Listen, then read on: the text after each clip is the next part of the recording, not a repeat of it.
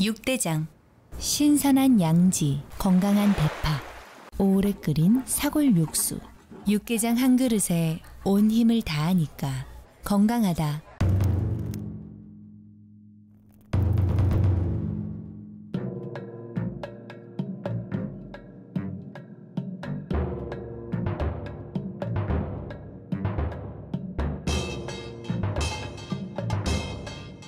육개장은 육대장. 늘 행복이 넘치는 3월 보내세요.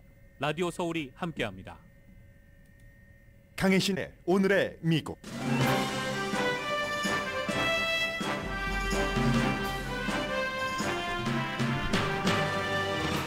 (1월에) 오픈된 일자리 숫자가 줄어들었습니다. 물론 여전히 고용시장이 좋은 편이긴 합니다.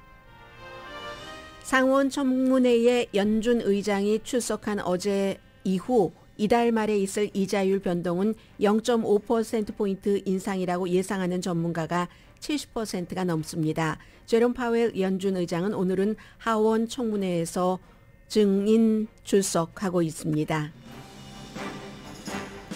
바이든 대통령의 지지율이 지난 6월 이후 최고치입니다. 그러나 그다지 높지는 않은 42%입니다. 바이든 대통령이 되고 나서 두 번째 국빈 방문으로 윤석열 대통령을 초대한 것은 북한과 중국 이슈에서 협력을 기대하기 때문이라고 뉴욕타임스가 보도했습니다.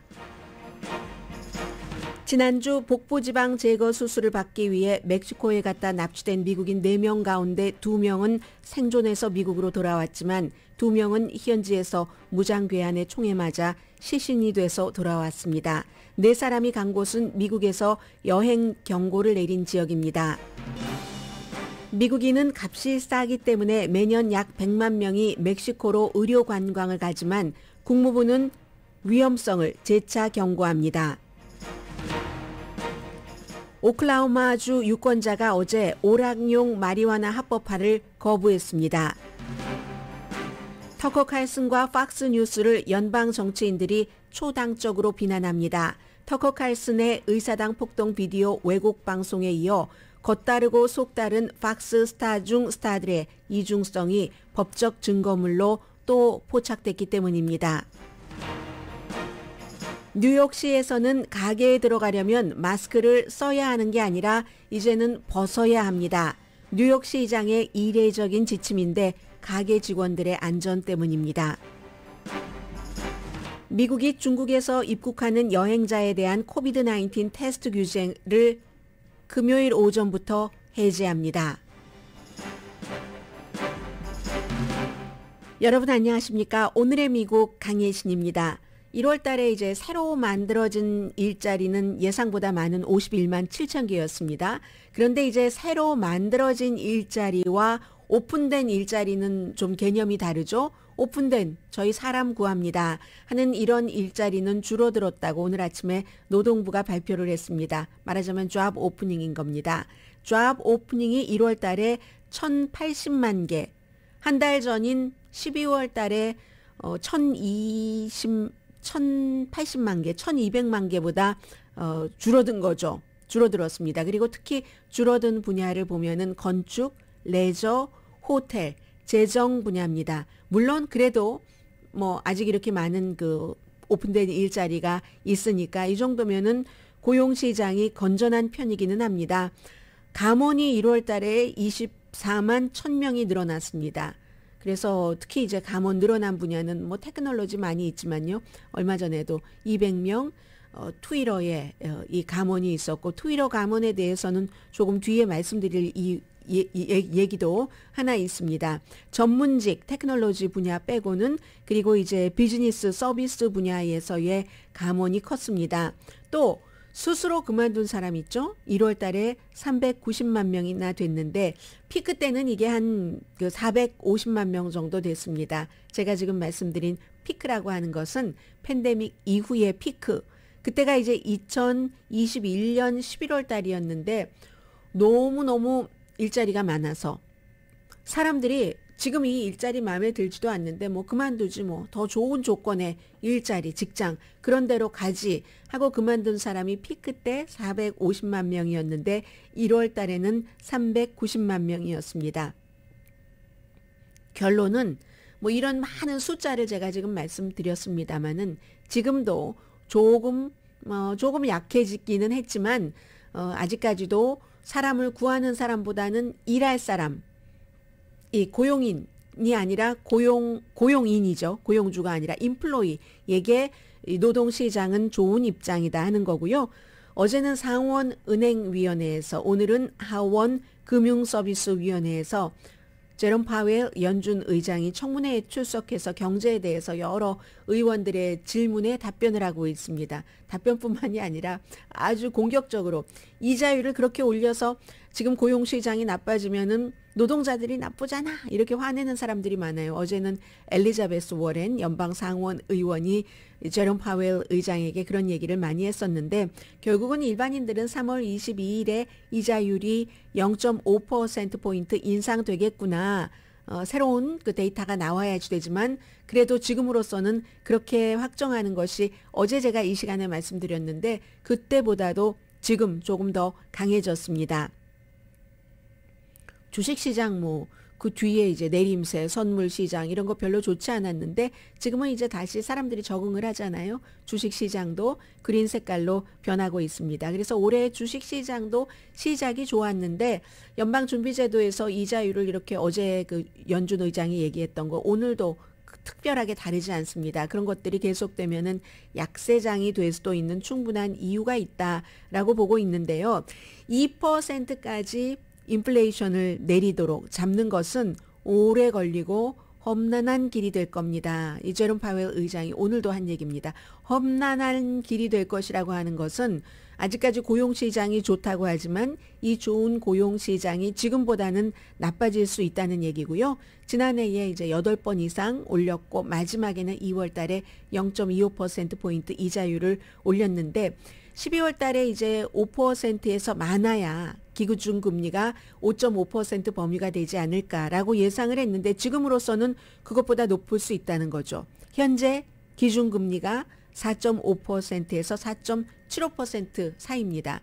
그러면 3월 22일 이달 말에 다시 한번 0.5%를 올리면 이미 5%에서 5.25% 그 사이가 되잖아요. 그리고 원래 이게 마지막이 아니라고 누구나 생각을 했습니다. 그러면 당연히 이게 이달에 이미 5%가 넘고 다음번에 5월달, 6월달쯤에 있죠. 그때 되면은 6%까지 갈 수 있다. 이렇게 각오를 조금 하시는 게 좋을 것 같고요. 그러니까 이제 그 민주당 의원 가운데서 일부가 아니 실업률이 이러다가는 4.6%까지 될 수 있다.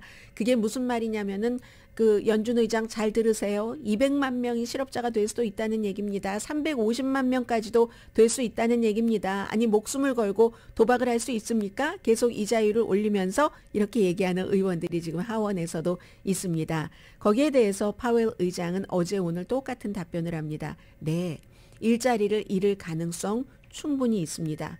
그러면 일자리를 잃는 사람도 있겠죠. 그로 인해서 그러나 인플레이션을 5%, 6%로 계속 놔둬야지 된다는 얘기입니까? 이 인플레이션 물가 상승이라는 것은 일자리를 찾는 사람뿐만이 아니라 모든 사람에게 전부 영향을 주는 겁니다. 피해를 주는 겁니다. 실직 가능성은 인정하지만 지금은 3.4%로 뭐 역사상 최저 수준이고 설령 4.6% 실업률이 된다 하더라도 역사적으로 낮은 겁니다. 보통 뭐 6% 미국은 그렇잖아요. 지금 워낙에 뭐 거의 60년 만에 최저의 실업률이라서 그렇지. 그래서 지금 이제 이런 것들을 보면은 바이든 대통령에게는 걱정이 되는 겁니다. 일자리 많다, 실업률 낮다, 인플레이션도 괜찮아지고 있어, 물가 상승률도 이렇게 계속 얘기를 해야지 되는데 이걸 보면 대통령이 연준 의장이 물론 연방준비제도가 뭐 정부 기구이기는 합니다만은 독립적이기도 합니다. 마음대로 못하는구나. 본인이 재선에 나가기 위해서 본인에게 유리한 식으로 뭐 이렇게 한다든 이걸 전혀 못하는구나 하는 것을 느낄 수가 있습니다. 그리고 이제 바이든 대통령의 지지율은 뭐 여러 매체에서 조사를 하지만 그렇기 때문에 한 매체에 연속되는 그 조사 결과를 보는 것이 중요합니다. 저는 사실 오늘의 미국에서 막 이 지지율 같은 것, 여론조사 결과를 숫자를 아주 뭐 자세히 길게 보도하는 편은 아니거든요. 워낙에 제가 숫자에 약하기도 하지만 그것보다는 무슨 시시콜콜한 그런 숫자가 다 거기에 따라가다 보면은 오히려 자꾸만 이제 큰 줄기를 잊어버릴 수도 있기 때문에 그런데 오늘 조금 말씀을 드리겠고요. 특히 이제 대통령의 지지율이라는 오늘도 그렇게 자세히 말씀드리진 않을 거예요. 숫자는. 대통령의 지지율이라는 것은 이 시점에는 우리가 아직까지 임기가 남아 있지만 또다시 이 대통령과 같이 갈 것인가 말 것인가 때문에 중요한 거죠. 그리고 한 여론조사의 지지율을 계속 보는 게 여러 매체의 지지율을 이번엔 이 매체, 다음엔 저 매체 보는 것보다 낫습니다. 해서 제가 지금 말씀드릴 것은 로이터와 입소스의 여론조사 결과 오늘 발표됐습니다. 지지율이 42%로 2월 달보다도 1%포인트 좋습니다.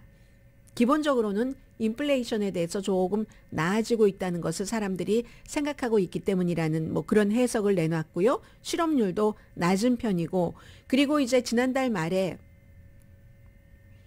러시아가 우크라이나를 침공한 지 1년이 돼서 우크라이나도 방문했고 폴란드도 방문을 했고 물론 국내에서는 아니 그 열차가 탈선을 해서 나중에 또 한 번 또 탈선을 했어요. 그 오하이오주의 이스트 팔레스타인에는 안 갔잖아. 이런 비난도 있지만 교통부 장관이 대신 갔고요. 조금 늦게 트럼프보다도 늦게 우크라이나 이런 데 가서도 조금 분위기 괜찮아졌고 또 지금 로이터와 입소스는 42%로 지난해 6월 이후 최고치라고 하지만 로이터와 입소스의 여론조사 결과로는 얼마 전에 NPR 방송과 PBS 마리스트의 공동 여론조사 결과는 46%였잖아요. 역시 그 여론조사에서도 가장 높은 수치를 받았습니다. 그렇게 따지고 보면 지난 여름에 바이든 대통령의 지지율 36%였습니다. 이거 30% 아래로 내려가는 것 아니야? 하는데 이제 이게 많이 괜찮아졌고 그리고 뭐 인플레이션, 우크라이나 이런 것 이외에는 대통령의 지금 학자금 탕감하는 거, 대학 융자금 그 부분에 대해서 민주당은 81%가 그 행정명령을 지지합니다. 지금 연방대법원이 심의를 하고 있습니다. 이게 대통령이 할 수 있는 건지 아닌지. 공화당은 같은 사안에 29%만이 지지를 하고 그리고 지금 공화당이 굉장히 앞세우고 있는 이슈인 이민. 이민은 공화당의 84%는 국경을 넘어와서 남쪽에서 미국 난민을 신청하는 사람들 이런 사람들 어렵게 해야지 된다가 84%인데 민주당은 그 같은 생각을 하는 사람은 35%밖에 되지 않습니다. 아무튼 대통령의 지지율 재선에 나간다고 하니까 중요해서 말씀드렸고요.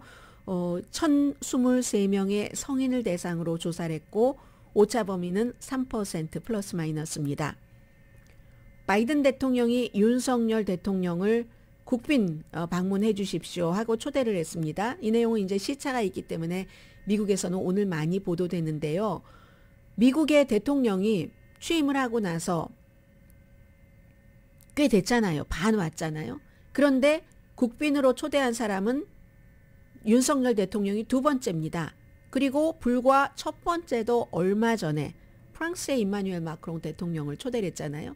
국빈 초대를 하면 항상 이제 배우자도 함께 오게 되죠. 요즘 배우자라고 해야지 돼요. 왜냐하면 유럽 쪽에서는 여자 지도자의 그 배우자가 여자고 남자 지도자의 배우자가 남자고 하는 때가 있기 때문에 해서 임마누엘 마크롱도 와이프와 함께 왔었고 이번에도 당연히 이제 김건희 여사와 함께 와야지 되는데 이렇게 대통령이 두 번밖에 국빈 방문 이런 행사를 치르지 않는데 그 두 번째가 한국이라는 것은 이유가 있는 거죠. 대접을 엄청 해주는 겁니다. 한마디로 미국에서는 일본 얘기는 하지 않아요. 이번에 일본과의 그 같은 타결 얘기는 하지 않고 북한과 중국 때문이다. 그래서 북한과 중국에 대해서 바이든 대통령이 한국에 대해서 윤석열 대통령에게 기대하고 있는 바가 있다는 거죠. 미국 입장으로 협력해 주기를 바란다는 것. 그래서 국가와 국가 간의 이 같은 문제는 협력을 꼭 뭐 너희가 강하니까 우리가 협력을 한다 이것도 있지만 사실은 지도자 간에 뭐가 맞아야지 되는 거죠. 이번에 일본과 한국이 그 같은 정도로 한국에서 반발이 많지만 그 징용 그 배상 문제 이런 것을 일단 타결을 하기로 그렇게 하기로 한 것은 기시다 후미오와 윤석열 대통령의 배심이 맞았기 때문에 그렇습니다. 이 바이든 대통령은 9월 달에 그런 얘기를 했습니다. 뉴욕타임스와의 인터뷰에서 윤석열 대통령이 중국과 북한 문제에 대해서 이 미국과 같이 뜻을 같이 할 것으로 나는 확신을 한다. 이제 그런 일이 있었고요. 해서 미국의 국빈 방문을 한다는 것은 하루 종일 외교 코스에 따라서 아주 그 저녁은 화려하고 그러니까 미국 매체에서도 거의 뭐 백악관에 누가 와서 뭘 먹는다는 얘기 이런 얘기 잘 안 하다가도 국빈 만찬은 하죠. 꼭 하죠. 뭐 메뉴가 뭐가 있고 이건 백악관의 전통이니까. 아무튼 당신을 미국이라는 국가에서 미국 대통령이 최고로 대접해 드리겠습니다 하는 그 국빈 방문으로 지금 오는 겁니다. 미국이 북한의 위협으로부터 한국을 지켜드리겠습니다. 이런 얘기를 많이 했었고 이제 바이든 대통령이 지난해 5월 달에 윤석열 대통령 뭐 취임하고 열흘인가 있다가 한국을 방문을 했었었죠. 그랬을 때 그런 얘기를 했고 그때 바로 합동군사훈련도 하십시다. 왜냐하면 트럼프 전 대통령이 뭐 김정은이 싫어한다는 이유로 그리고 또 하나 그보다 더 중요하게 생각이 됐었던 것은 트럼프 전 대통령에겐 돈이 너무 많이 들잖아 이 얘기였잖아요. 그거 하자 해서 하고 있고 이 윤석열 대통령이 62세고요. 이제 미국에 알려주는 겁니다. 미국의 뉴욕타임스가 이 기사는 한국계 기자가 쓴 기사가 아닙니다. 문재인 대통령을 공개 비난한다. 윤석열 대통령은 특히 트럼프와 김정은 회담, 문재인 대통령과 김정은의 회담 열매 없이 끝났던 그런 회담으로 북한이 핵 능력만 강화하게 됐다 하는 것을 이제 많이 비난을 한다고 얘기를 하면서 한국과 미국이 굉장히 군사적으로 이제 한국은 어차피 미국의 도움을 받아야지 되고 그런 부분도 있고 이번에 우크라이나 전쟁으로 한국에서 미국과 다른 나라가 우크라이나에 직접 무기를 지원하는데 그게 이제 비니까 그 무기 곡간을 채워주기 위해서 한국도 활발하게 지금 무기 생산을 하고 있다 이 얘기도 하는데요. 미국과 한국의 파트너십은 군사 분야를 넘어서 많이 있다라고 얘기를 하면서 특히 그 서울이 미국의 클린 에너지 산업과 칩 이 제조에 수십억 달러를 투자했다. 이제 한국은요. 어디서 뭘 받아가는 나라가 아닙니까? 아닙니다. 한국보다 경제적으로 훨씬 앞서가는 미국 같은 나라에 투자를 하고 중국처럼 경제 규모가 엄청나게 큰 나라에 기술을 전수를 해주고 하는 나라가 된 겁니다. 특히 SK그룹의 220억 달러 투자 발표 이것을 지적을 하고 있습니다. 이제 그런 것뿐만이 아니라 인도태평양 경제협력체에 한국도 조인을 했고 14개국이잖아요. 중국에 대항하기 위해서 공급망 이런 것, 테크놀로지의 분야에 있어서는 공동 4칩, 미국, 한국, 일본, 대만 이런 것도 지적을 하면서 백악관에서는 여전히 철통 같은 한미 동맹을 확인을 하고 있고 한미 동맹 여기에는 경제적인 것 또 정치적인 것 안보뿐만 아니라 백악관에서 지금 얘기하고 있는 것은 사람과의 관계에 대해서 이것도 이제 이번에 4월 26일이죠. 윤석열 대통령이 미국에 국빈 방문을 하게 되면은 바이든 대통령과 의논할 안건이라고 얘기를 합니다. 두 사람이 이미 여러 번 만났어요. 11월 달에 뭐 캄보디아 푸놈펜에서도 만났고 그 전에 이제 뭐 어디에서도 만났죠. 아무튼 유엔에서 만났었죠. 9월 달에는 미국에서도 만났었고 아무튼 그렇습니다. 그래서 이 기사에서는 일본과의 협력에 대해서는 전혀 언급하지 않았지만 왜냐하면 미국에서 보도하는 기사이기 때문에 백악관발 뭐 대통령의 뭐 국가안보보좌관실 이런 데를 다 취재를 하고 하는 거니까 그러나 어쨌든 시점 자체는 이렇게 백악관에서 국빈 방문으로 두 번째로 윤석열 대통령을 초대를 했습니다 하는 것을 딱 그 발표한 시점은 한국과 일본이 미국이 그렇게 바랬었던 어쨌든 그 징용이나 위안부 이 문제에 대해서 한국 대법원이 2018년도에 일본 회사가 해라 했는데 일본 회사에서 하지 않고 있고 결국은 한국에서 예전에 일본에서 다 물러나고 나서 이제 무상으로 지원도 하고 또 아주 싼 이자로 차관까지 3억 달러인가요? 그건 다 갚았죠. 이자가 뭐 이자 붙으나 마나한 이자인 그 정도였습니다. 그런 것으로 컸던 그런 회사가 이렇게 해서 한다. 이런 한국에서 굉장히 지금 비난이 많지만 아무튼 그런 일이 있고 나서 이런 발표가 나왔습니다. 그 부분에 대해서는 한국으로선 사실은 좀 선택의 여지가 없는 부분들도 있습니다. 미국과의 관계에서 또 그 일본과의 관계에서 미국이 그걸 원하니까 어느 부분 그렇게 하려고 한 것도 있고 물론 윤석열 대통령의 뭐 개인적인 시각도 당연히 있을 수 있겠고요. 문제는 지금 한국에서 일본과 어떤 일을 하던 미국과 어떤 일을 하던 무조건 반일과 무조건 반미 시각도 많습니다. 그리고 그 같은 시각도 존재하는 게 건전한 민주주의라는 것도 분명한데 근데 문제는 한국이 그럼 미국에 대해서 뭐라고 얘기하고 너희와 손을 끊겠어 손절하라고 하면서 손절 못하잖아요.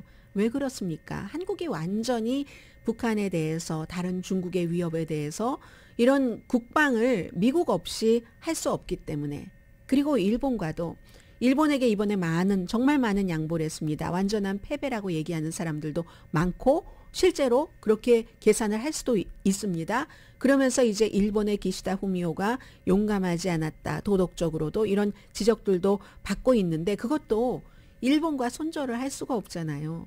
경제적으로 서로 주고받고 하는데 한국도 일본에 엄청나게 도움을 주고 또 한국도 일본으로부터 엄청나게 도움을 받고 과거에 김대중 전 대통령이 일본 문화를 쫙 개방을 하면서 김대중 대통령이 개방하기 시작했잖아요. 그러면서 얼마나 한국의 문화가 일본에서 많이 팔리고 있습니까? 이번에 이제 이 일로 인해서 일본이 그동안 또 그 대법원의 판결로 인해서 꽉 묶어뒀었던 칩에 관해서 딱 그게 있어야지만이 한국에서 칩을 만들어서 수출을 할 수가 있었는데 그 문제를 이제 뭐 세계적인 기구에 가서 서로 싸우고 이런 것 없이 이제 뭐 준다는 거죠. 물론 거기에 가서 싸우면은 이긴다라고 얘기를 하는 사람들도 많이 있습니다만 그런데 그렇게 하면 또 일본이 가만히 있겠습니까? 또 다른 걸 또 걸죠. 또 걸고 또 걸면 이건 절대로 그 세월이 흘러가도 풀릴 수 없는 문제가 되고 풀릴 걸 풀고 경제도 너무 어려운데 경제도 그렇게 하고 미국도 좀 기분 좋게 하고 그리고 이제 이번에 와서 윤석열 대통령이 미국에서 무엇을 받아갈 것인지 그게 저는 굉장히 궁금하고 하나는 어쨌든 우리가 일본에게 때로는 양보를 하면서 뭐 그래 두고 보지 할 수 있는 입장이라는 것도 굉장히 한국이 강해졌다는 것을 표시하는 것이기도 하고요.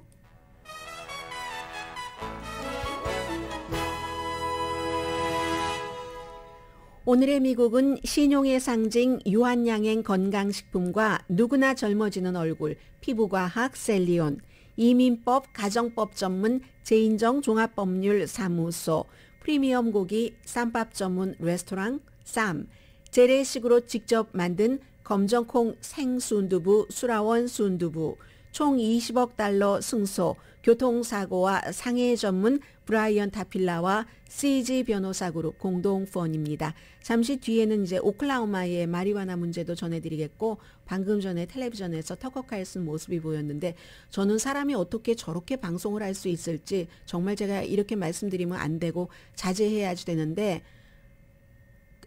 인간의 능력을 의심을 하게 됩니다. 터커 칼슨이 나 트럼프 너무 싫어. 어제 나온 얘기도 트럼프 징글징글하게 아주 열렬하게 싫어해 하면서도 또 뭐 의사당 폭동 사건이니 뭐니에 대해서 계속 거짓 보도를 하고 있거든요.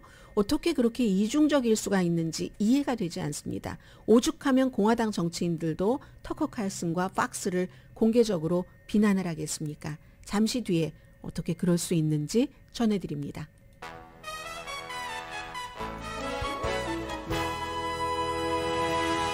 라디오 서울 방송 오늘의 미국 듣고 계십니다. 네, 지금 미치 매코넬 공화당의 상원 의장이 막 이 페이퍼를 보여주면서 기자들에게 얘기를 하고 있는데 그 내용은 잠시 뒤에 전해드리고요.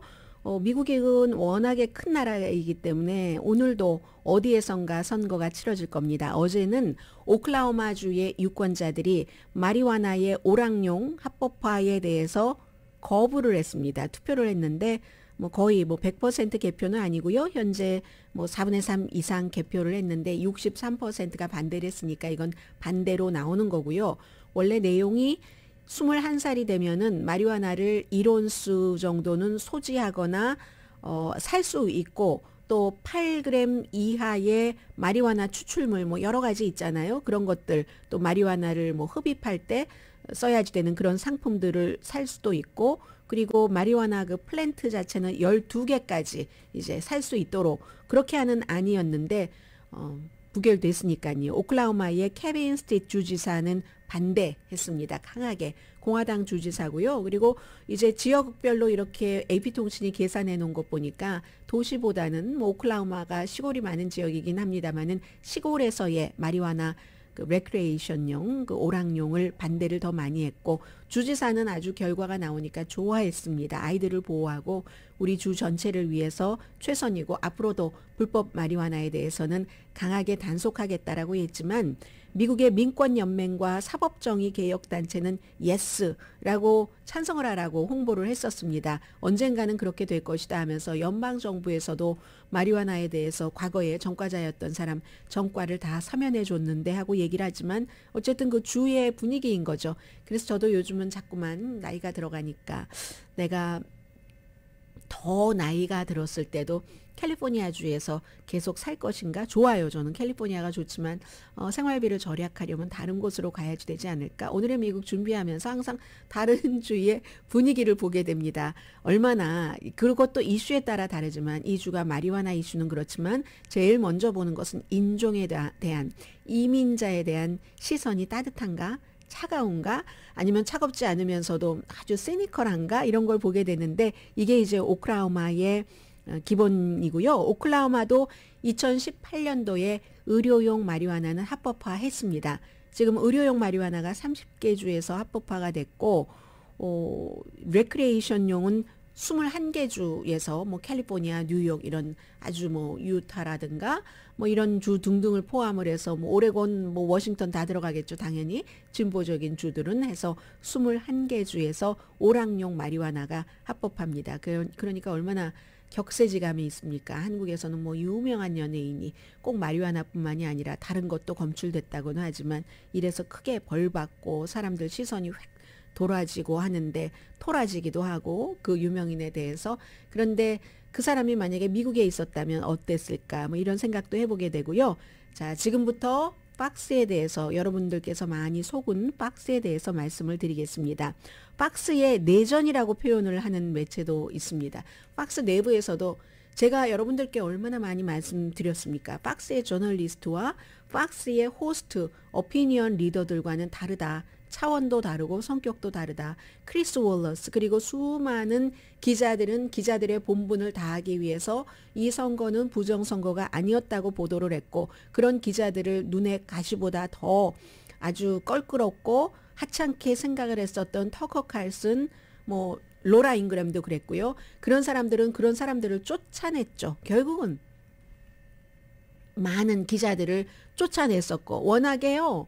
이 사실에 입각한 기자들보다 인기인이 더 힘이 강하니까 로라 잉그램이 한 얘기이기도 해요. 그래서 지금 도미니언 보링 시스템이라는 기계가 우리가 부정선거로 바이든을 당선시키는데 일조했다고 박스가 너무 주장을 해서 우리 회사가 크게 손해를 봤기 때문에 명예훼손 소송으로 16억 달러 소송을 했는데 박스가 2020년인가 한 해 동안 벌어들인 돈이 18억 달러랍니다. 캐시 갖고 있는 것은 한 40억 달러 되고요. 그런데 어제 또 새로운 박스 내부자들끼리의 그 유명한 스타들끼리의 뭐 교환하는 이런 것들 루퍼트 머덕 최고 경영자의 최고 사주의 오너의 여러 가지가 이제 새로 나왔는데 예를 들어서 스타들이 뭐라고 얘기를 하냐면 터커 칼슨이요. 시드니 파웰 미쳤어. 계속 뭐 도미니언 이 기계에 대해서 얘기하고 했었다. 그리고 나는 트럼프도 너무 싫어해. 막 우리가 패션을 가지고 좋아해라고 얘기하잖아요. 터커 칼슨 나는 패션을 가지고 트럼프를 싫어해. 그런데 우리가 우리의 삶을 바쳤고 이렇게 구축을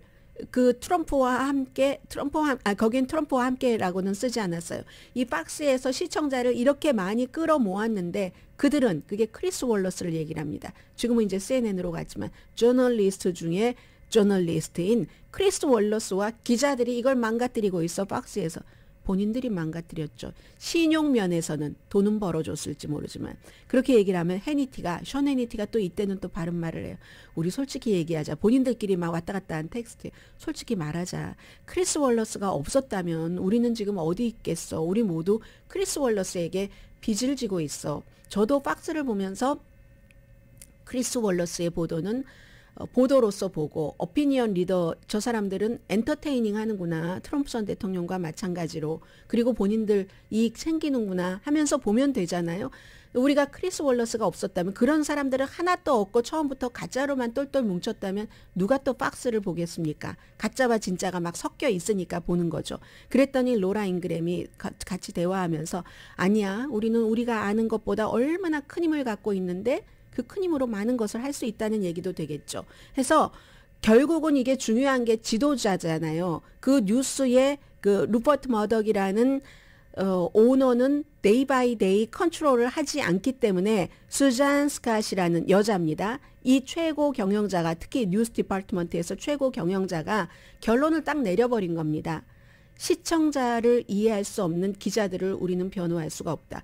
백악관 출입 기자가 나와서 뭐 이렇게 저렇게 얘기하고 루디 줄리아니의 주장이 틀리다고 막 계속 반박을 하고 하니까 그러면서 이제 근거되는 거예요.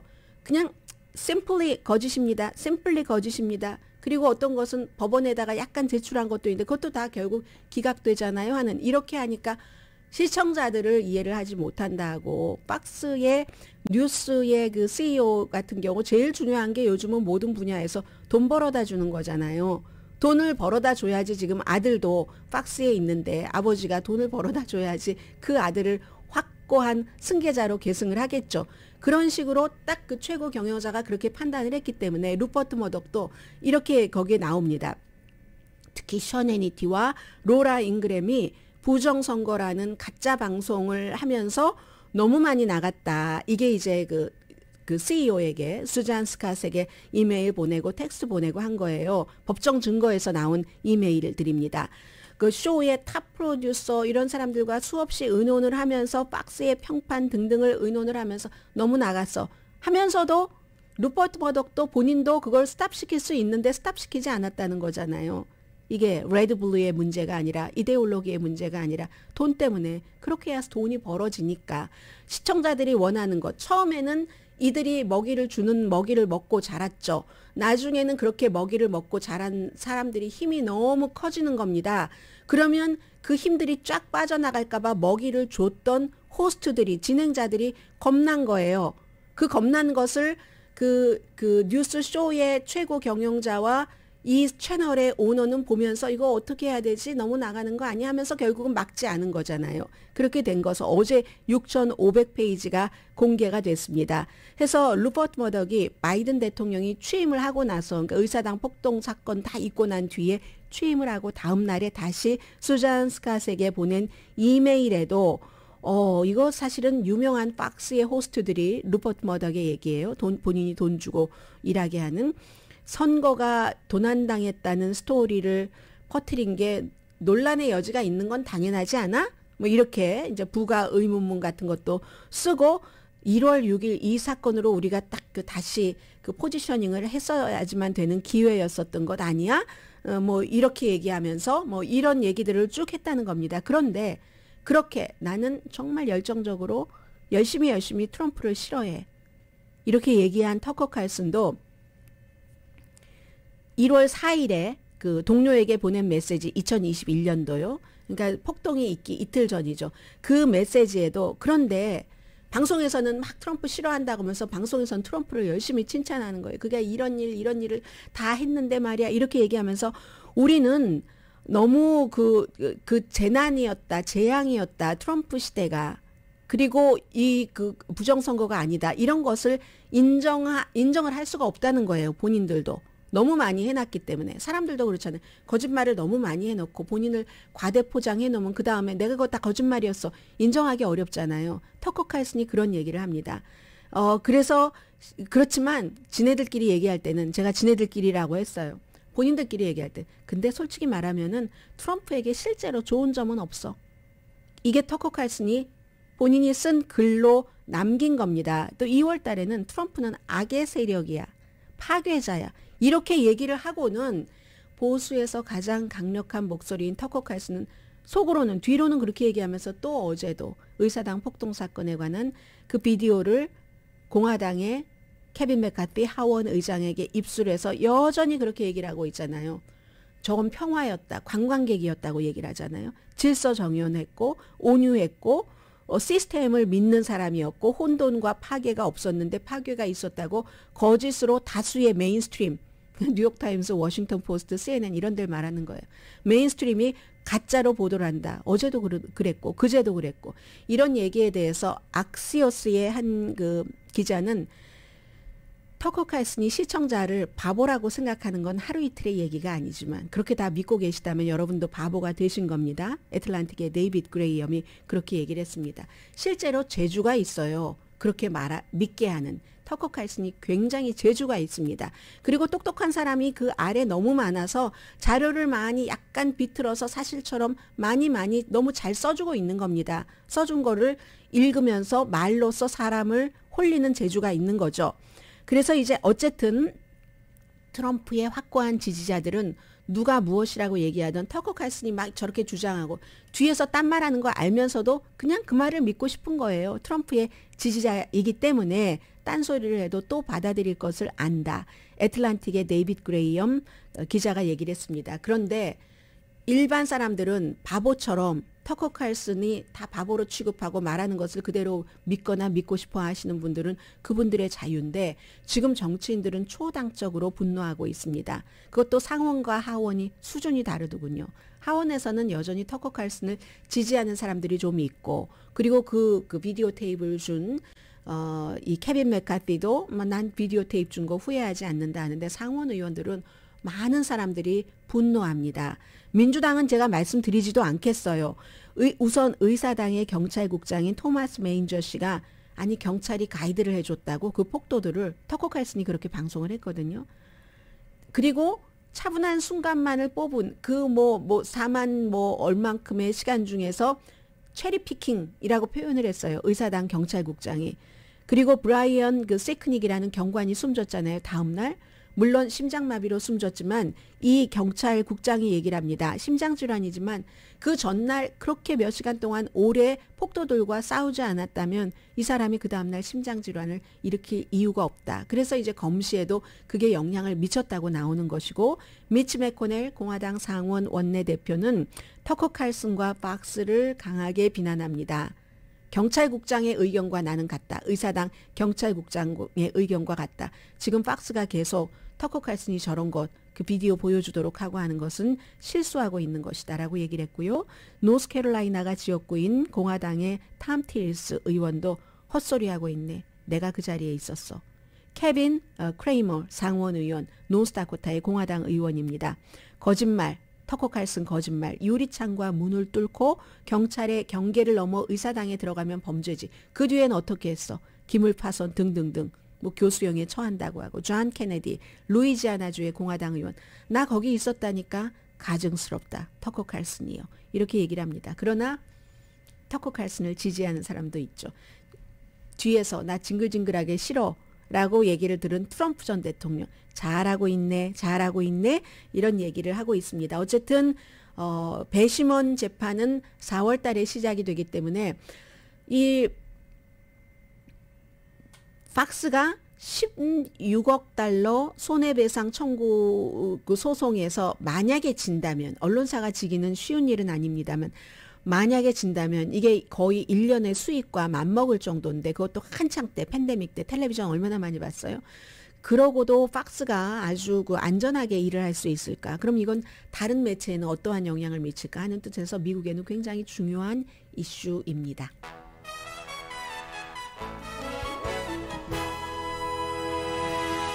라디오 서울 방송 오늘의 미국 듣고 계십니다. 네, 이 케이스는 여러 가지를 보여주는데 미국인이 다른 나라에 가면은 가서 만약에 그 피해를 봤을 때 어떻게 되는가. 물론 그 전에 피해를 보신 분들에 대한 그 여러 가지가 있고요. 지난주에 성형 수술을 받기 위해서 멕시코에 갔다 납치된 4명 가운데 2명은 구조돼서 미국으로 돌아왔지만 2분은 시신이 돼서 돌아왔습니다. 마타모로스라는 멕시코 동북부 리오그란데 강 텍사스 그곳과 이제 접한 항구 도시인데 4명 모두 노스캐롤라이나주에서 가신 분이고요. 살아나신 분 가운데서 한 사람은 다치지 않았고 한 분은 다리를 다쳤는데 한 사람은 6자녀의 어머니랍니다. 노스캐롤라이나 그 자동차 라이센스를 가지고 하얀색 미니밴 자동차를 타고 가는데 무장괴한이 총을 쏴서 그렇게 된 건데 이 이제 멕시코 지금 24살의 한 사람이 체포가 됐는데 로컬 마약 카르텔이요.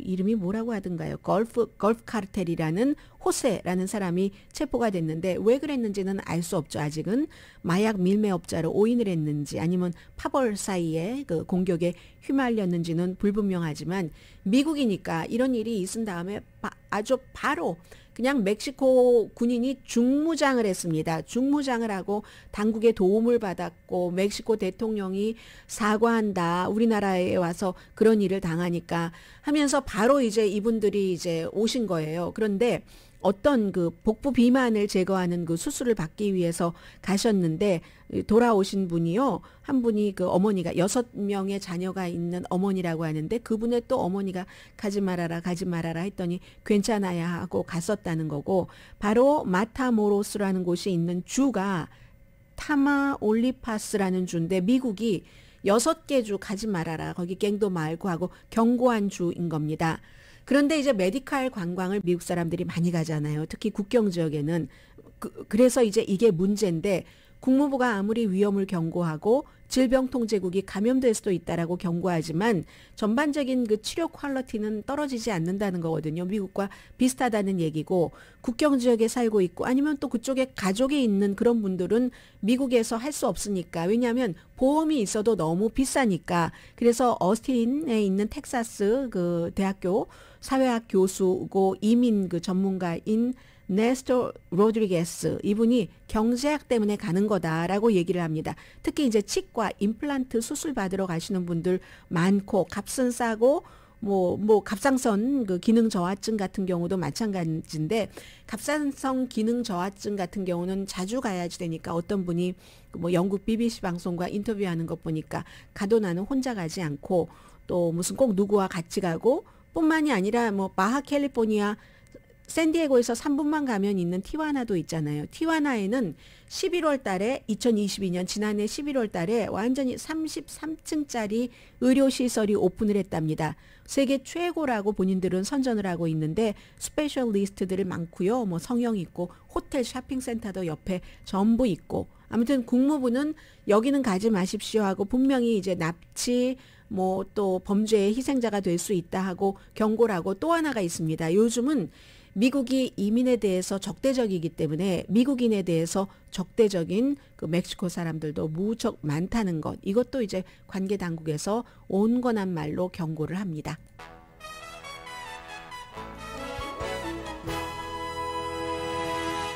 라디오 서울 방송 오늘의 미국 듣고 계십니다. 미국과 중국이 그렇게 긴장인 것 같아도 또 할 건 합니다. 금요일부터 중국에서 오는 사람에 대한 코비드-19 테스트 규제를 해제합니다. 특별히 지난번에 중국에서 여행 금지를 풀고 나서 코비드가 막 커지니까 중국, 홍콩, 마카오 또 어디였었죠? 그런 곳에서 오는 사람들은 2살 이상이면은 미국으로 출발하기 이틀 전에 네거티브 반응이 나와야지 된다 했었잖아요. 그걸 이제 없앤다는 거고요. 뉴욕시에서는 이제 뉴욕에 살고 계신 분들 안녕하세요. 가게에 들어가실 때마다 가게 그 종업원들이 마스크를 일단 벗으십시오 하고 요청할 겁니다. 뉴욕의 그 에릭 아담스 시장이 일단 벗었다가 가게 안에서 쓰는 것은 개인의 자유지만 이게 이제 직원들을 보호하기 위해서 그렇다는 겁니다. 뉴욕에 뭐 델리도 많고 여러 가게 선물 가게들도 많은데 마스크가 복면이 될 수 있잖아요. 그래서 이제 마스크를 벗으면 일단 뭐 감시 카메라 같은 거에도 전부 쓸 수 있으니까 경찰국이 굉장히 좋아하고, 팬데믹 때문이 아니라 범죄 때문에, 걱정 때문에 이제 팬데믹이 다 나아져서 벗으라는 게 아니라 일단 마스크를 벗으라는 얘기입니다. 지금도 뭐 스토어에는 마스크 쓰세요, 백신 접종하세요 하는 건 많이 붙여 있는데도 불구하고 지난해에 뉴욕에서 절도 강도가 2013년 이후에 뭐 17,000건을 넘은 적이 없는데 그 17,000건을 넘었답니다. 그러니까 범죄자들은 알잖아요. 카메라가.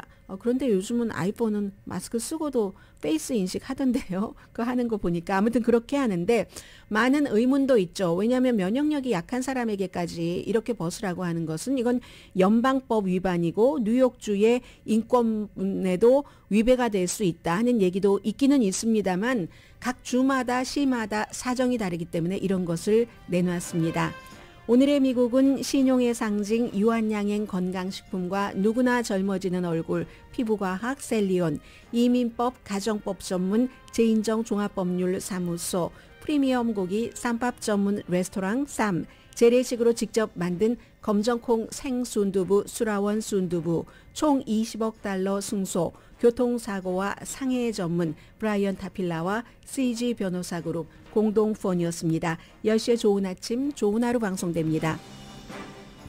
일론 머스크가 백페달을 밟았는데요. 어떤 사람이 아흘에 동안 이게 이메일이 안 되니까 나 해고됐는가 하면서 공개적으로 일론 머스크에게 물어봤습니다. 왜냐하면 인사과에서 확인이 안 되네요 했더니 일론 머스크가 자세히 물어보다가 이 사람이 장애인이었어요. 휠체어에 타고 있으니까 뭐 휠체어를 타고 있어서 뭐 이메일도 못하고 이렇게 저렇게 하다가 몇 시간 뒤에 공개 사과를 했습니다.